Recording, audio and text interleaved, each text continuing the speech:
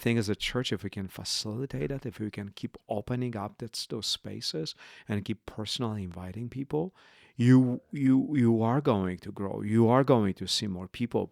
And not because this is about numbers, but because this is really about genuine desire for people to have deeper answers, to have deeper experiences, to be in the relationship with someone that enables them to have any other relationship in their life that is healthy and good. Welcome to Magnified Ministry Podcast, the podcast dedicated to inspiring, encouraging, and equipping parish leaders to build thriving missionary communities in today's rapidly changing world. This is the Magnified Ministry Podcast. Welcome back to the Magnified Ministry Podcast. I'm Marco, your co-host, along with Father Peter. Hello, Marco. We are in it, as the young kids say these days, in it when it comes to Lent preparation. So we are preparing for Lent, everybody. Prepare the way. Coming. Prepare the way of the Lord, Believe as John it or the not, Baptist next would month. say. So just to recap, we've talked the last 2 weeks about the why and the how when it comes to thinking about Lent as a season of engagement, right? Obviously, it's an important, critical part of our liturgical calendar. And sometimes it can be one of those seasons that every year you just do the same thing over and over and over without intentionality or innovation. We don't want that, do we? We don't want that. And the reason why we think it's important to be intentional about Lent this year is that it's a moment that many people take, particularly those that aren't in church, but also some that are in church, to step back and reflect and think to themselves, is this a moment in time that I should engage, right? And I'm always amazed. Ash Wednesday, I think you once told me that is the busiest day in the calendar, or one of the top 3 busiest day in the calendar. Second after Easter, yeah. It's like crazy. I never would have thought that. It's not even a holiday of vacation. It's not even people just love the ashes and to put them on and to get on Instagram, hashtag, whatever it may be. Hashtag, I like that. Yeah, you never heard that. No. Yeah. I'm old. All the influencers do it, apparently. So. Hashtag this year, everybody. Let's do it. I think we're starting hashtag Chicago challenge. Hashtag Chicago. Let's get 1 million people do that. So what are we talking about today? Well, how are we bringing it home? I think we'll do another week after this one. But the whole idea, right, is that we believe that the reason why the church gives us seasons is not just for the sake of filling up our schedule, but because grace is cyclical, right? We find ourselves in this place where we are called to grow again, to awaken again, to desire God again, to turn back to God, which means to repent again, right? Metanoia from Greek. And so we are called to come closer to Christ and to examine our ways. And I think Lent is such an important season because it starts the temptations of Jesus in the desert, and that tells you right away about something about this season, right? Is that the desert is the place where there's no distraction. So the desert is a spiritual call for us to move to a place with less distractions so we can pay attention to where God is in our lives. And secondly is that we all experience both the consolation of God and the temptation of the devil. And so how do we continue our faith journey with saying no to what's bad and growing in what's good? And I think last week we talked about the why and the who, the why to engage people in faith and how and who are we hoping to engage. And this week we want to really make it a little bit more practical and kind of talk, as Marco you mentioned, number of things that we as churches always do, but do them in a new way. And again, the goal of our podcast is to help you, the church leaders, to think about how to engage more young adults in your parishes, engage more Gen Zs. And so what we would hope is that as we walk you through numerous things that the parish does over this season, that will help you or stretch your imagination about how you can do those things with keeping young adults in mind. So hopefully that will help you to engage more young people. So in terms of the things that we want to talk about, I would say there's 3 main categories, right, of ideas for you as you're thinking about Lent in an intentional way as a season of, yes, celebration, reflection, and meditation and preparation, but also as a time of engagement. And so one of them is things that are around come and see, right? Creating space for people to enter the church or enter a church community if they haven't been in a while. Social, kind of going along with the belonging pieces. I think there's also an element of Lent gives us opportunity for very unique and particular prayers, especially around Stations of the Cross, and how you can wrap some things around that. It could be around community and deeper formation. And then the third piece around prayer and going deeper in prayer on an ongoing basis. So, Father Peter, maybe let's start with that first one. Sure. Right? This idea of creating spaces for belonging and connection during Lent. It kind of seems kind of like, why would we do that? Well, start with Ash Wednesday, right? I mean, to your point, so many people come to church to receive ashes. Even what we've seen here at Clement over the last 2 years with Gen Zs is the people who are not religious come because it's cool, it's mysterious, it's different. You can put it on social media. But not more than that. I don't think they do it for social media, actually. What do you think they do? I think they do it because it's weird in a good sense. It's different than in a good sense. It's actually personal in a good sense. The ashes, somebody smears the ashes on your forehead. It's a personal exchange. And it's an exchange that signifies that your life is not perfect, and yet God is okay with your life, and He wants to help you to move in the right direction. There's like a lot of theological truth, but also a lot of cultural thing attached to it. So I think like why to welcome? Well, you have a great opportunity on Ash Wednesday to literally welcome hundreds, or in our case, thousands of people coming through. First thing is doors open. Open your doors of your church. Do not keep the doors locked. Open them up. And when you mean open, be like open from 6 a.m. till 10 until p.m. 9 p.m. That's and what we do. have people staff there. So doors open. Go. Second is people at the door. We always have ministry people at the door. We always have our people we have on the staff and volunteers with ashes. We give ashes for 12 hours up. Anybody can come. People come. Secondly is, what we found is we actually have welcomers at the door and the ashes by the altar. Why? We want actually people get into the building. There's something we believe sacred about people finding themselves in the space of the church. And so we used to give ashes by the door, and you couldn't even come in. Yeah, you could just go and then. But now the ashes are actually by the altar, and so we say, welcome. If you like to receive ashes, learn more about ashes, come on in. Oh, interesting. But the ashes are by the altar. Why? We want them to come in. We want them to receive ashes, and then there is an invitation. We would love you to sit and spend a few minutes in prayer. That's good. Yeah. And what we have is we have a sheet of paper, and one page is like, what's prayer? Just basic stuff. And the other is some Lenten prayers, very high top prayers that, are easy to follow for people who are not overly religious or who have not much experience. And basically what it is just helping people to dive into it. And then the final thing that we have on that page is simple invitations. We love to invite you to more worship, more community, more service, right? All those three things. So off bat with Lent, we want to invite people on Ash Wednesday to this space of belonging and community.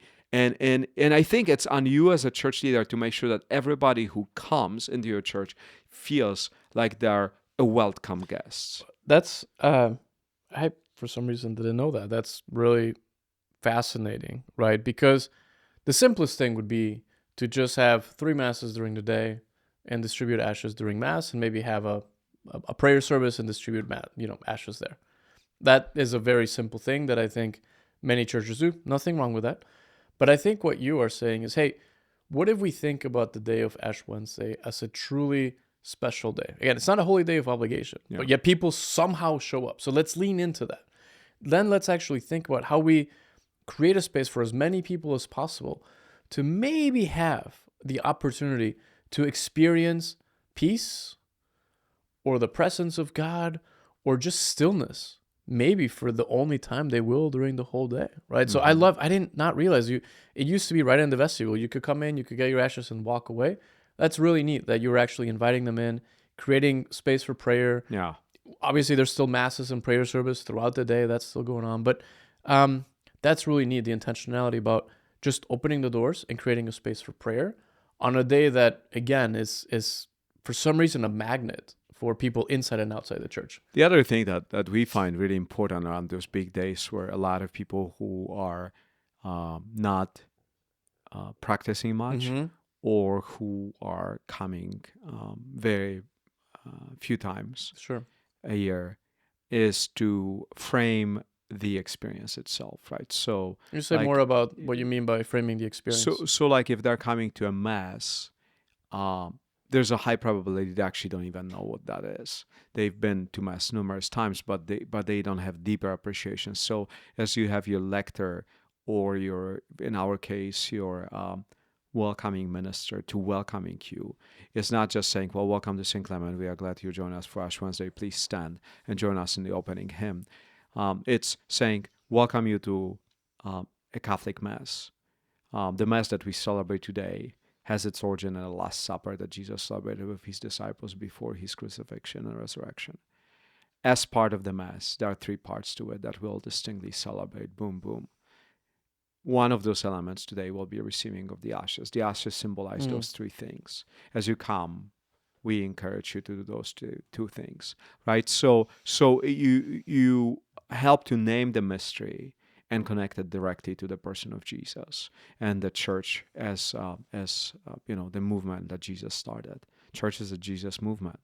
And so I think those are really important things for the church to do, because again, it's on you to make sure that Ash Wednesday is an opportunity for people to encounter Jesus. They're there. They will show up. They will come. But it's on you whether they will return. Right. And so let's kind of talk And about... it's, of course, there's grace of God and all that stuff. But you have to do your part. Preach. Ash Amen. Wednesday happens. Uh-huh. Let's keep pressing into Lent. Yeah, let's do right? it. So what are some of the pieces that people can think about doing, right? Like as you head into some of the Fridays, and again, in Chicago, there's a big history and cultural history of like fish fries and like Stations of the Cross, like very Catholic things, you know, the meatless Fridays that people used to do, and the whole community would come and you would do the fish fry. That's something that's kind of come back a little bit, Absolutely, big time. I think the longing for community is real, right? In Lent, the longing of the community, I think, again, as you minister to Gen Zs, as it is true in our case, something that we have to specifically do is we have a framing for the whole parish, but then we have a special framing for young generations. And the reason for it is they're different, as every generation is, and so we want to pay attention to them in a unique way. And so for like Gen Zs, the special thing is like we actually do believe that God created you for more. And so rather than to have a negative message, you actually have a positive message, right? Like welcoming more, becoming more. It's not receiving like more, growing more. You're a sinner that you must repent. That's right. Which is true. I mean, you're not it's true for away all of from us, that, right? But it's not. But that won't possibly bring a lot of people in.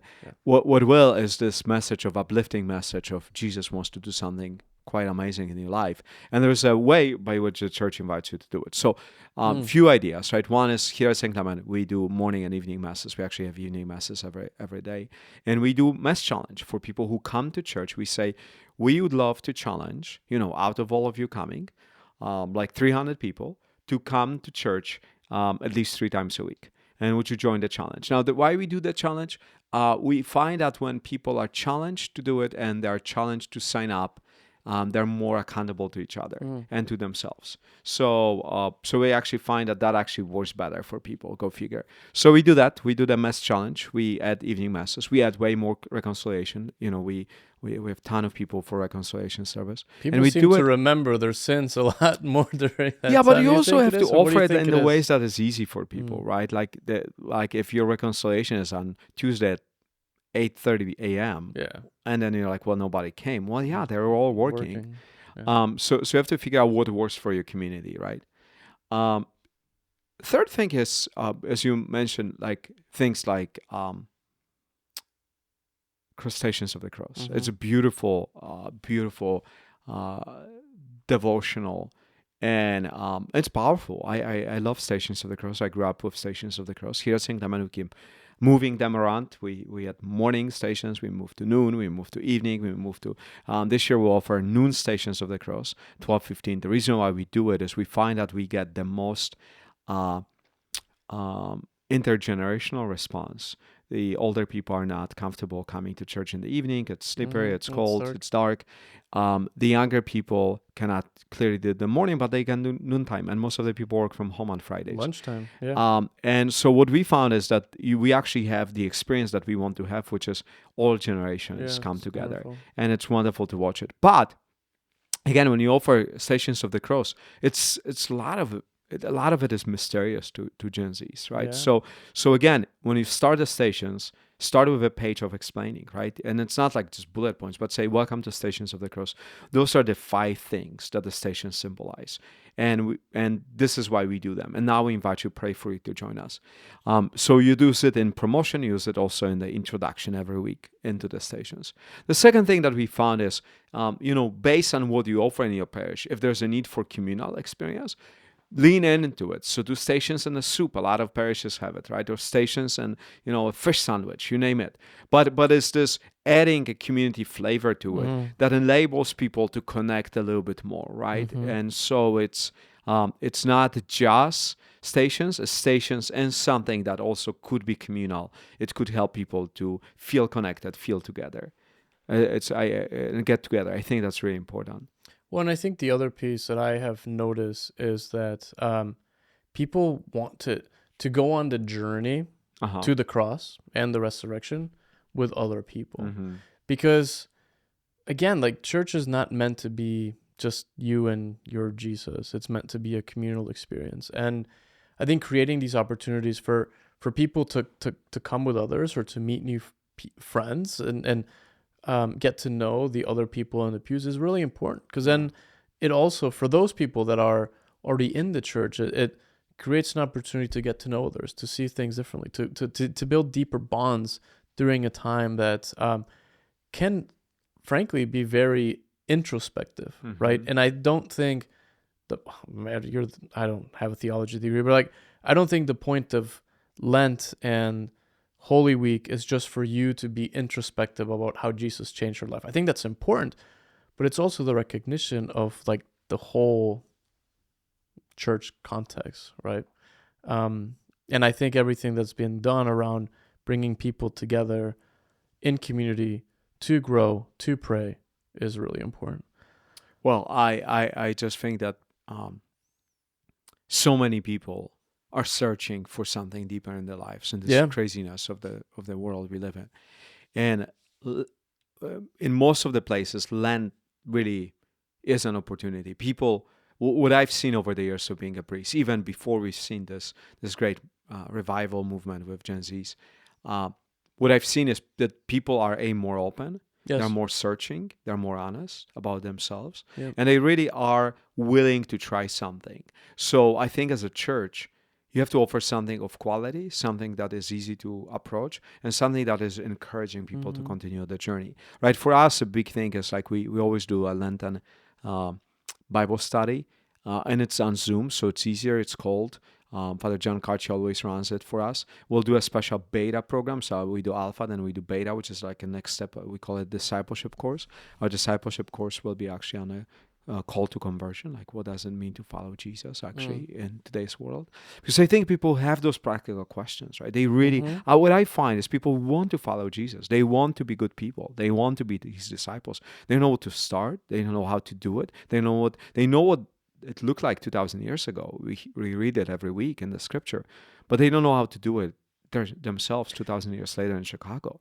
And I think especially nowadays, where we're seeing more and more people coming into the church or coming back to the church, and people, particularly the young people, we were just hearing about it in one of our conversations with some of the young folks, that there's such great conviction to a desire to radically reorient their life, to have Jesus at the center. Correct. Not just like as a part of their life and as a side passion, but really the driver. And I think the question becomes like, how do you actually do that, right? And it is beyond saying no to certain things. Like, what does it actually look like to grow as a disciple of Jesus?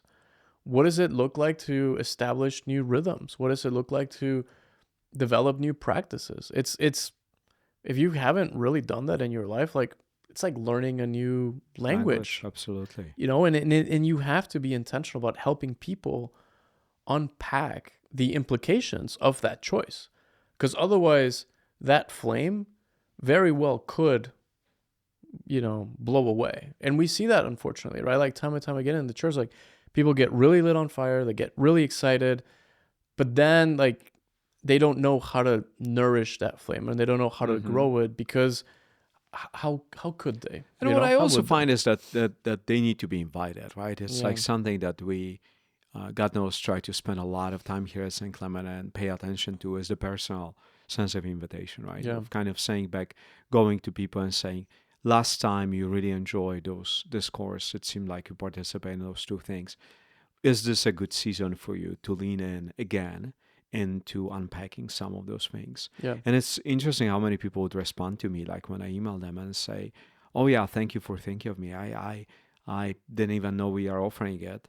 I would love to be part of it. Yep. And some say, I'm busy, I'm traveling, I'm too stretched. Some don't respond at all, of course. But there is a significant number of people who will acknowledge it. And I think as a church, again, this whole idea of personal invitation, like we believe Jesus wants you to encounter his presence, his love, his faithfulness. And Lent is such an important moment to do that, because we're just invited to be amazed by the depth of Christ's love for us. And it is that love that frees you, that enables you to turn from evil, turn toward good, turn toward holiness, from sin, and rely completely on God's grace. I mean, be just amazed by how gracious Jesus is to us. And I think as a church, if we can facilitate it, if we can keep opening up those spaces and keep personally inviting people, you are going to grow. You are going to see more people.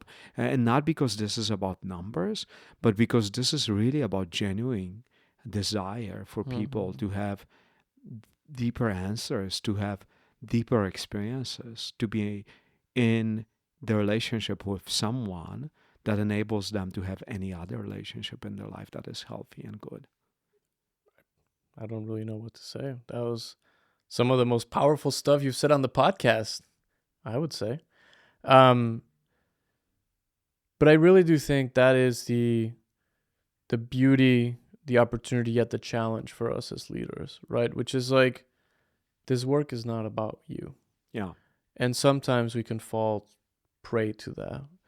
And beyond the autopilot, right? It's like, in our parish in Lent, we always do those 3 things. We'll do 3 things. We'll pull all those things from the drawer from last year, and boy, we are ready to go. And that's not Jesus, right? That's not Jesus. No, it's not. And I think, again, like, this is not about like, we want to just push growth so that we have it's like, no. Like, it's as simple as like, your people are growing. Your people are different than they were a year ago. The people around you in the community are longing. They're longing to be welcomed into a community of love. They're longing to hear the good news. They just don't know where to go and how to access that. And so our role is to break barriers. Our role is to create paths. Our role is to invite people. Our role is to call people forward. Amen. And I think once you see that as a leader, your role is simply to do the same thing that all the saints, and including Virgin Mary, there's like, point to Jesus. We all have a role to play, but ultimately we're all pointing to him. That's right. And so that's why this Lent can really be special, right? Like, Lent can be a time of reflection and deep introspection, almsgiving, prayer, penance, all important. But it also can be a time of real deep awakening, a deep conversion. And it can be a beautiful moment for you, your community, your parish, to be a place of welcoming and a place of encounter with the living God. Correct. And we want to kind of finish it up next week with a little bit more insight into like the practical stuff, the stuff that we get missed, from welcoming people at the door to thinking about people's experience when they come to Sunday Mass, all the way to like thinking about preaching and communication and social communication, all that stuff that we want to help you to think through. not because we got it all right, but because we screw up so many times and we've learned from our mistakes, and we love you not to make our mistakes, so you are more successful than we are in just bringing the presence of Jesus to others. So join us next week. Have a good one.